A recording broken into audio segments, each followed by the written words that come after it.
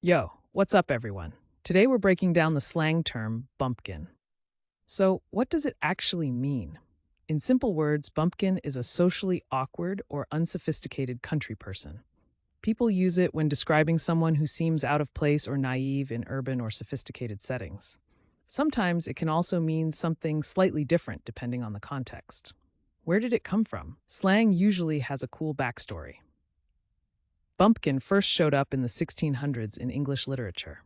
Over time, it spread into everyday talk, especially among city dwellers poking fun at rural folks. Now let's check out how to use bumpkin in a sentence. Correct example 1. She was called a bumpkin when she moved from the countryside to the city. Correct example 2. I guess I'm a bumpkin because I've never tried sushi. And for laughs, here's a wrong example. My grandma said bumpkin at Sunday dinner, and everyone just froze. See how slang adds personality and vibe? Using bumpkin right makes you sound natural, but using it wrong can be hilarious. Quick recap. Bumpkin means a socially awkward or unsophisticated country person. It started in the 1600s in English literature, and now you'll hear it in conversations, online, or even in music. Now it's your turn.